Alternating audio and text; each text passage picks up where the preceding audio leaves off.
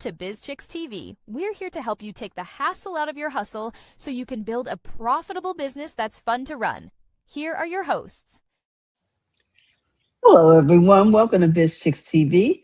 I'm here with our favorite coach, Coach Caren Fern, all the way from Toronto, Canada. She's in the house. I'm Terralina from Biz Chicks, and we are so happy to have you here today. We've got a great topic for you, and I'm going to let Coach tell us all about it.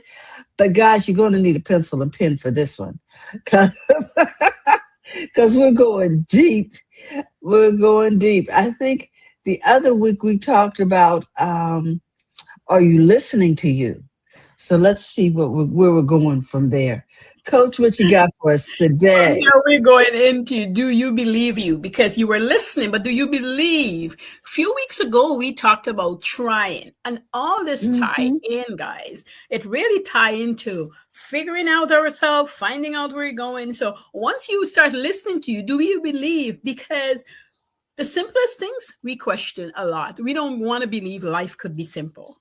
We do not want to believe it. And I'm going to give you some examples and tell you some stories about that today. With a couple of clients of mine.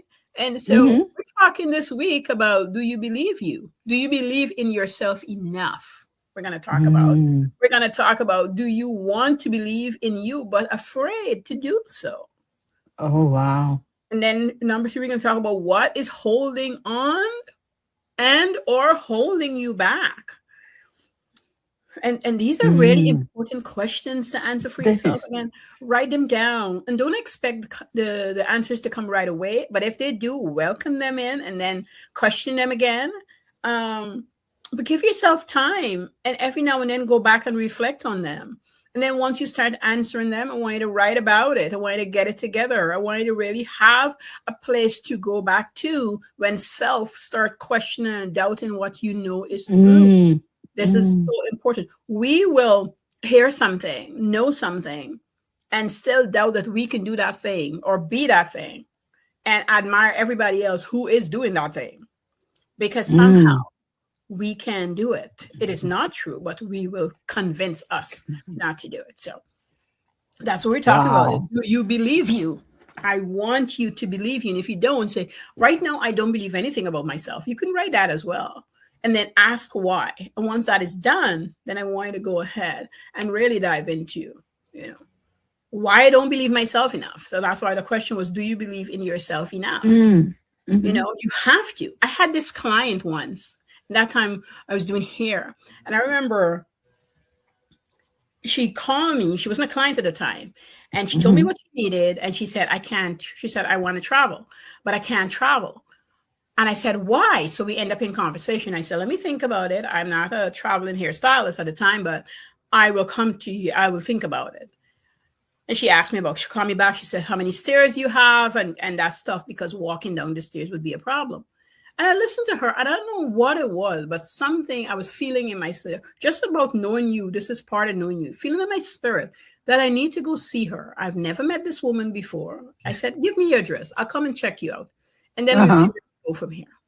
And I went to see her. By the way, we're still friends to this day. And this is over 10 years ago. And I went to see her. Now, I don't do her hair anymore and what have you, but we remain. And I went to see her.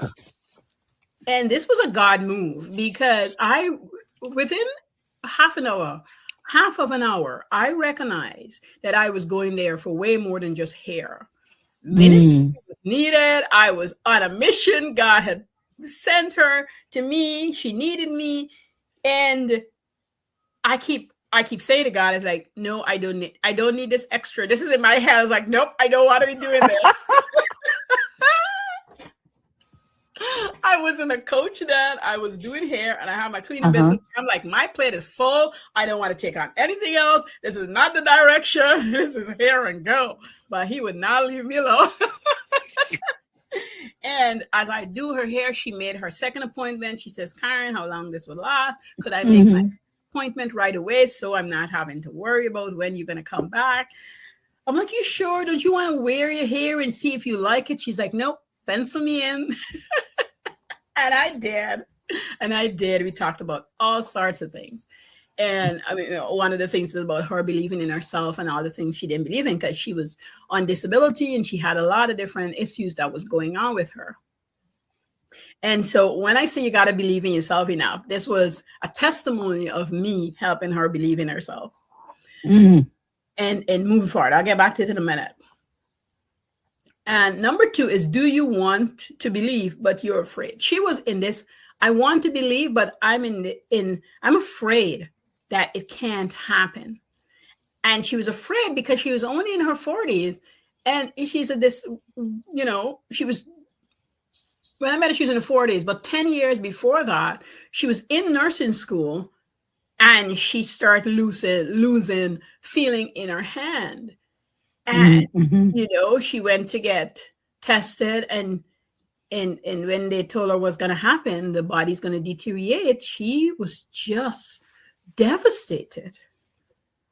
Never finished nursing school because she wouldn't be able to work in the field. And I said to her right away, I'm like, but you could have still done something medically from home.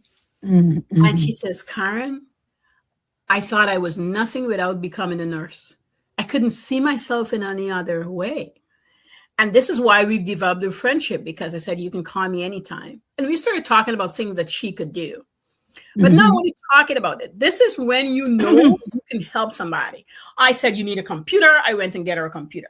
She was like, what is happening? I'm like, you need a computer. You can't be without a computer. A friend of my husband used to repair computers, clean computers for the government, and then he would just dump them. And I said to him, you need to start a program, by the way, to give computers to people who's disabled. And you need to clean the computers up. You need to put memory, and you need to find people to give this out to. He says, Caren, I don't know if I want to do that. I said, okay, I have a friend who needs one. And he said to me, he says, I don't know what it was, but the minute I came off the call with you, I was like, I don't know if I want to do this full time, to be a person who start anything like this, but I just wanted to help you do what you were doing. And he got the computer ready within 2 weeks. He brought it to her place. He set it up for her. He gave her a number so that she can call anytime she was having problems. Here's the thing, what she did, even though she didn't know that she did. She made the call to get her hair done. She made a call, and it feels like to get her hair done, but she made a call to get her moving. Belief is part of moving, by the way, guys, in case you didn't know. When you don't believe in yourself, you don't know what to do. And you're waiting for this one thing to do. While you're building up belief, because it doesn't come right away, while you're building up yourself to believe you're gonna have to do. And that's why we were doing the deep dive last week into what you need to do for yourself. And now, because you're doing, your belief started to grow, whether you notice or not. So that call to me ignited her belief in herself that she can do something. And she's been putting it off a long time, she told me. And the places she called, they couldn't come to her and she couldn't go because in her situation, if she step up too high, if she break a bone, is problems. She's got, I can't remember what kind of bones it is. So it's not MS or those sort of things. It's something to the immune. So just breaking her body down. I can't remember exactly what her stuff is called. But she's got so many, she got to be careful with everything she does. The apartment is set up for her. She lives in is set up to accommodate. So they're big rooms, right? There's nothing, there's doorways, but it's extra large. So she can move her walker around it and around and what have you. So you have to understand that it took her a lot out of her to call me and to have the conversation for me to go. And I'm saying this to you because I want you to know that if you're in this situation where money is tight, you're not sure what you're going to do, just make the first move. That's all I'm asking you to do. Make the first belief move. And you might not, I'm sure I'm not the first person she called. I know I'm not the first person, but she was persistent in it. She's being guided. She was persistent in it. And when we start figuring out who we are, we start getting the messages that what we should do. We just have to believe it. Who to call it. You know, even when you're doubting yourself, you know you should call Terry or Fran or Caren or Elizabeth, whomever's in your circle or even out of your circle. There's a name and you saw a flyer, you got a phone number. I was at that time in the newspaper, and she had the newspaper and she called me. That's where she saw my ad.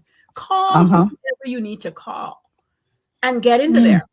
I start with her here, but I had helped her budget her life. I'd helped her with a social worker. I end up being an advocate for her for about 2 years. She says, Karen, I can't travel anymore. I said, well, that's pretty silly. You have your medication, you can fly. And she says, my mom is sick, but I guess I'll wait, I said, no, you don't want to go see your mom if she died. You want to go see her while she's alive. And then if she died, that's fine. When she dies, it's fine, because she's gonna. We all gonna. I said, but you want to see her when she's alive. You want to talk to her. You want to have conversations with her. You want to let her know about the pain she's caused you. You want to not necessarily have it up, but you want to get yourself cleared up so that you can live through the sickness without carrying the burden of unforgiveness and the pain of the hurt that you were going through. Because that's part of what's hurting you beside a disability. And she said, are you sure you're not a counselor? I said, no, but this is needed. And so I tell you this because if you don't believe in yourself enough and you got somebody who's encouraging you, take those tiny steps, those little nuggets, those breadcrumbs that they're giving you and use it to build upon. No, you can't stand in the breadcrumbs right away, but if you continue, it'll turn into bigger, more hefty things to stand on. All right. It'll help you through. Wow. And if you're afraid, because lots of times once you get there, like, well, coach, but I am doing that, but I'm afraid. I'm afraid of what people are going to think. I'm afraid of this message my mom had given me when I was younger. And I thought I was okay, but now it's bringing that back up for me. Or I'm afraid of a boyfriend or what he had said, or my ex-husband, or my sister or brother or whomever. They had their say. Please don't take it with you. That was out of their mouth because of whatever they were feeling and what they were afraid of. And that's so true. Attach that to you. You're not that.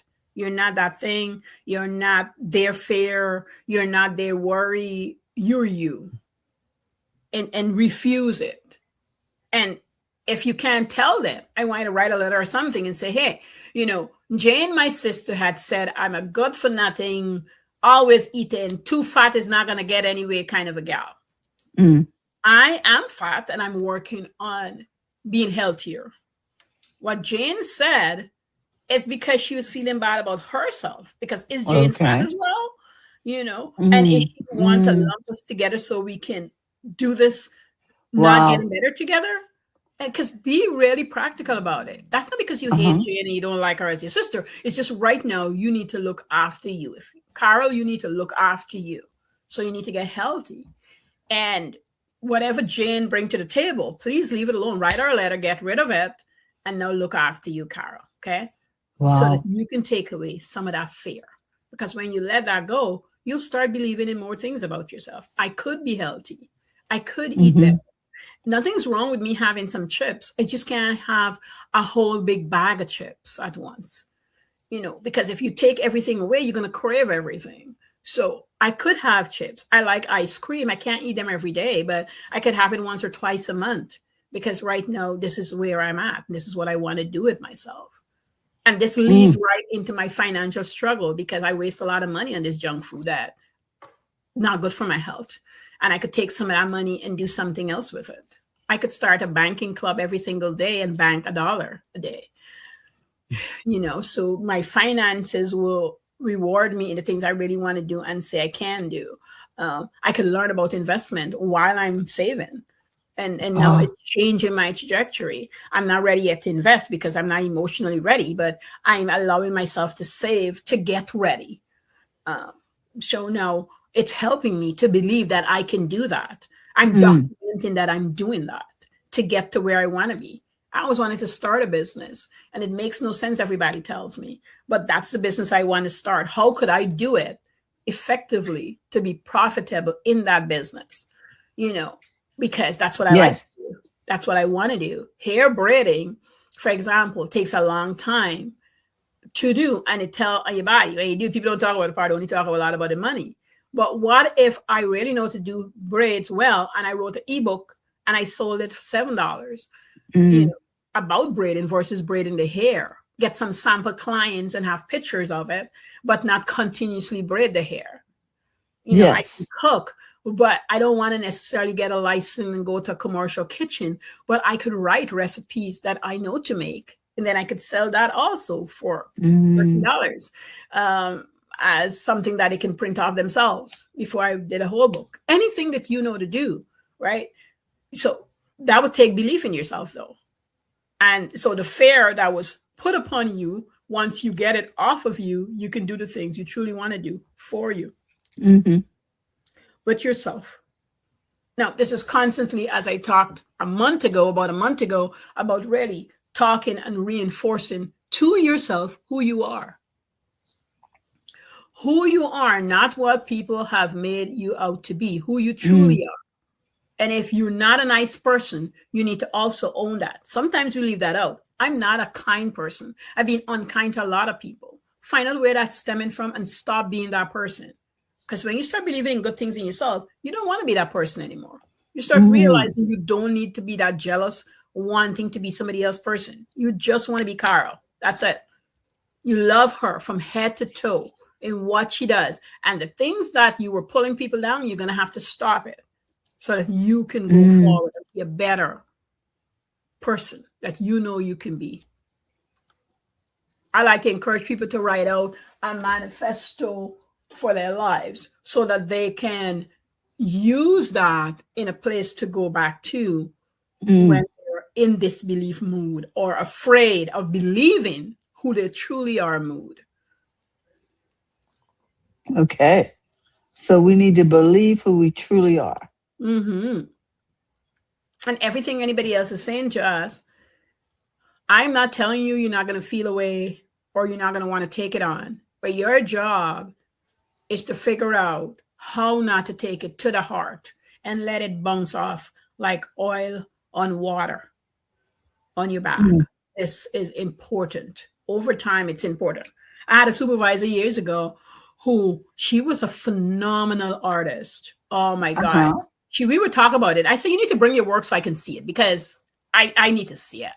And when she brought it in, Terry, my mouth I'm like, why isn't this in the gallery? Like, why is it in your basement? Like, what is wrong with you? She's like, Caren, I only finished high school. I'm like, I don't care. Like, you're an artist. You're wasting time here in the kitchen.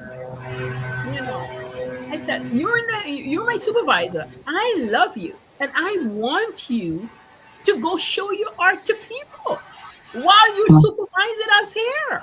Yes. I get a show going. And, you know, she told me it's not that easy. And everybody around me explained why that's not how it works. Oh, too bad.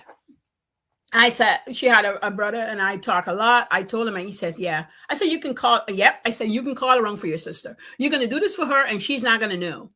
And then she's going to present it. Our president at the time bought a piece and she couldn't stop. She's like, he literally paid me. Chris, of course he paid you. Of course he paid you. You know, the thing is, the gift comes so naturally. We don't even think that we can charge for the gift. Yeah. But that is the purpose of the gift. Yes. So that we can then go on to do other things in the kingdom. A good Samaritan is no good without any goods. Yeah. I like you're so good. And I know I end up telling we had a hospital next door. So Mr. Short Eyes, like, you need to see Sue's work. And he's like, I'm like, you can use some of this in the hospital. He goes, I say, yeah, you should see it. I didn't give him a chance. I'm like, you should see it. And she's like, Caren, I'm like, you should see it. I'm like, you got to bring it in. And it took her, no lie, maybe 2 weeks before she showed up with another 2-piece. Again, he bought, I think, about 6 pieces to put in the hospital from her. She was so good. Wow. And when I say life is simple and we make it difficult because, as Terry was saying, the gifts come so easy that we don't believe that we can charge for them. We each come with a gift. And if that's why when I say life is simple, it is true. And if we tap into the gift, my gift is talking. Among everything else, my gift is talking. There's no question about it. My mom has asked me to shut up my whole life when I was younger. My teachers would write on my report, Caren need to stop talking so much in class. I will have a conversation with anybody who would listen to me. I was a yapper. Mm-hmm. I never let them shut me up. I still talk. And my talking has got to me where I need to be, out of where I shouldn't be, people to listen to me, solve problems that I know if you look at it just on the open, it will look like it couldn't be solved. I've been in a situation where I will not shut up until it got fixed and looked after, because I won't shut my mouth. I'm seeking. You can't help. Who else can help? You can't help. Who else can help? I am just going around in a circle. And then at some point, somebody put up their hand and says, I can do that. Oh, Karen, I can help you do that. When do you need it? Where? And then they just show up because I didn't shut up. And sometimes it's not nice. There's a guy that used to harass me and I was a child, and he was a molester. I just didn't know that word at the time. And he would just walk behind me early in the mornings. And I tell everybody I can tell, and nobody was doing anything. And I tell a friend of mine, and she says, you know what? I'm going to tell my brother. Maybe he can help. And I remember she said, kind of told him, but his wife said, he's not going to handle it well, so I'll do it. And she showed up, Terry.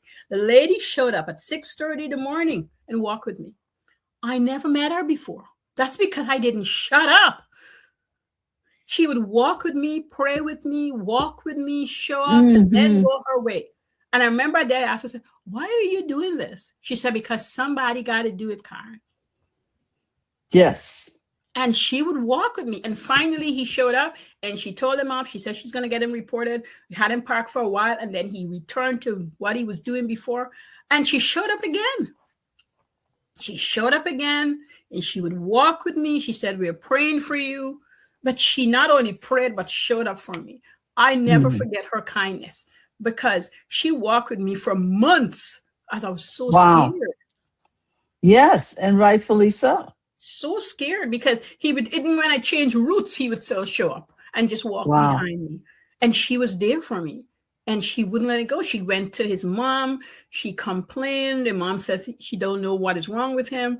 And she wouldn't leave me alone. She just helped me through that hard time. And it took, guys, a full year of me not being scared to walk early in the morning. Wow. And she showed up. But that's because I didn't shut up. And I didn't just keep it a secret and hide. Yes. Sometimes our gifts are not pleasant to other people, but if it's there to serve you, you gotta have to use it, even if you're afraid. Wow. So if that's what's holding you back, and the next one was what is holding you back, you're gonna have to go forth. And when somebody show up to help you, even if it doesn't look like what you want, use it, use them, allow them. That's what they're there for. That's what they came to do. I couldn't be where I am today without the help of so many angels in my life, teachers, principal, my friend, sister-in-law, my sister's daycare teachers, just people I met on the road, bus drivers. My life is made up of so many people who step in. I don't even think they understood how powerful their stepping in was for me. That's why I care so dearly about people and have them find out who they are, because when you do, you get to help so many people who need you. When you hide, you miss out helping somebody who need you. You know, years later, I saw her because they had big businesses. I didn't know, by the way. Her dad was a pastor. I didn't know. I learned this after the fact. And I remember telling her, and then slowly she says, oh, I remember you, because now I'm a big girl, you know? And she says, you helped me as well. And I said, well, how could I help you? She says, Caren, I've been putting off walking. You see my side. She says, so when I walk with you, I was getting my walking. And I never thought of it that way, because I was busy focused on she helping me with this guy. She said, I plan my morning around, I'm going to walk with Caren this morning. And so we walk for that 30, 45 minutes together. every morning, Monday to Friday, the lady walked with me. She goes, that's the only exercise I got. Excuse me. And she had to walk home, so she got in almost 2 hours of walking. Can you imagine what that did for her health over the course of her lifetime? Because 30 minutes of walking can do so much for your heart, so much for your joints. Oh my gosh. Who knew it would be a mutually beneficial relationship? I never knew until I was older. I then had my son. I met her. She came and gave me such the biggest squeeze. Mm-hmm. She said to me, you know, I just never stopped walking. You introduced it in a way that you did never know what you did. And I always wonder what happened to you. Like, what did you do? And we start talking. I said, I have my own business. She goes, you never know how God is going to guide us to help each other.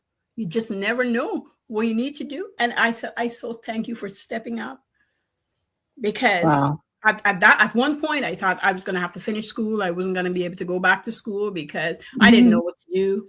And this is the thing, sometimes people don't realize, if they never do you anything, even if you report it to the police, they don't do anything, because he hadn't at the time do anything. Yes. Yes. He was just watching and waiting. And I had this feeling that he wanted to do me something, but he just didn't do it. A couple of times he touched me on my shoulder, but it's creepy to have somebody just walk behind you silently. Absolutely. Absolutely. And I was only about 10 or 11. So it's just creepy. He says, oh, I don't know if he's a teenager or in his 20s, but a big guy. And he really wanted to do me something, because when I turned an adult, I saw him years later. I forgot about him, honestly. And I saw him a day, and he walked up to me and he says, you think I forget about you? I could still do you anything. And I nearly died, Terry. My whole body just went cold. I freaked out. I had a friend who was a police officer, and I told him.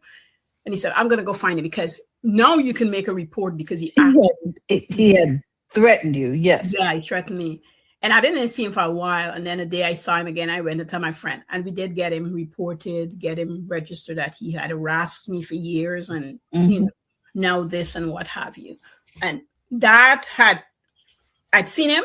And if he sees me over one side, he'll come walk on the other side. That's what put a stop to it. But I strongly believe if I didn't do anything and I didn't talk about it, me and you probably won't be having this conversation this way here today, because he was a real threat. So my gift, guys, is from yapping. And there's lots of stories I could tell, because I spoke up. That's why I moved from here to there when things happen, because I speak up. And I wouldn't shut up. I wouldn't cover it down. I am going to tell it to the world, because somebody is going to listen. When you tell enough people, somebody do listen. And somebody needs to hear it. Yes. And you're helping somebody else, I was able to tell friends, I said, if you see somebody following you, look around, ask them why they're walking behind you. Like I start telling other friends of mine, I'm like, don't keep quiet, especially if there's a guy behind you. Like, walk on the other side. I start giving advice to people. To see if he's really following, yes. Yeah. To find out. Exactly. Wow. So, guys, I tell you, whatever is your gift, you use it well. And you got to believe, as we're closing off, I want to tell you, do you believe in yourself enough? And if you don't, but you've been searching and listening to yourself, you will slowly but surely build on that. If the belief that you're trying to instill in you, but you're still afraid, I want you to do it afraid. I want you to feel afraid, but do it anyway. In my case, I was very afraid. I cried a lot, but I wouldn't shut up. I'm telling anybody and everybody who would listen to me every day, regardless of how I felt. Okay, so you're gonna have to do it being afraid. And what is holding on to you, holding you back? Whatever you feel, somebody else is feeling it too. If you discuss it, if you bring it up, you would be amazed to know how many people are feeling what you're feeling. And they're glad to hear that somebody else is feeling. Not because they want to, but they're glad to know that they have a sister or a brother who is going through this and can help them. Even if it's just through stories or through giving advice or just giving ideas that they do. The person don't have to do what you do, but take a couple of pages out of your book to do something to help them. Wow. They appreciate it so much. Bought lessons. Okay. Oh my goodness. Listen, you know what? We learned so much today. I just don't even know where to begin. We started with the conversation about, do you believe you? Do you believe you're brave enough? Do you need you're good enough? Do you believe that you can do these things and that your gift is worth being paid for? Oh my gosh. And following through with operating in your gift and expecting a return. Yes. You're to be paid. It's okay to be paid. As Terry like to say, Exactly. it's okay to make money in your business, and it's so true. It really, really is. And I think the reason why a lot of businesses fail is because we undercharge. We don't want to charge. We want everybody to be happy. We don't want to offend anybody by asking them for money. What? But it's an exchange. It's an exchange. So, guys, I hope you learned something today from today's conversation. I'm looking to help you connect with Coach Caren. And so we're going to put up her YouTube channel on the screen so that you can see how to connect with her. Let me just create this banner again. Coach, today's conversation was just so important. I really like the fact that when you talk to us, you give us real life examples of how this works. So if you know someone who's going through something, reach out, listen, and help them resolve it when you're able. Yes. Just think, Coach, you could have been a really damaged teenager if that woman had not just decided to take a walk. Sometimes we think the simplest things that we do are not important. But look, you saved a whole generation of people. Coach Caren, her husband, her children, her mom, her grandchildren. She's here for all of them because of that simple walk. Simple walk, yeah. Simple walk. That'll preach, won't it? Oh my gosh. Oh my gosh. So by all means, please connect with Coach Caren. Go over and visit her YouTube channel. Follow her on YouTube. And in addition to that, I just want to say that if you're looking to become a part of Biz Chicks, we'd love for you to become a part of our community. And you can do that simply by texting Biz to 33777, or you can go to bizchicks.net. Yes. We've launched a new program called I know sometimes it just flies away from you. No. Hidden revenue recovery. Okay. Where we will talk to you about your business and help you find the money in your business. So if you're not making enough money in your business, you need to call us and book an appointment. We'd love to help you make more money and not have to add more expenses. You've got what you need right now. Let us help you discover it. So with that, I'm going to put up the QR code. So if you're looking to book an appointment, you can do that. But Coach, I just want to thank you. Every time you come, we learn so much. We learned so much. Coach, I just can't begin to express it. So we want to thank you for what you do and let you know that we appreciate your expertise, your depth of wisdom, your depth of experience. And so guys, yeah.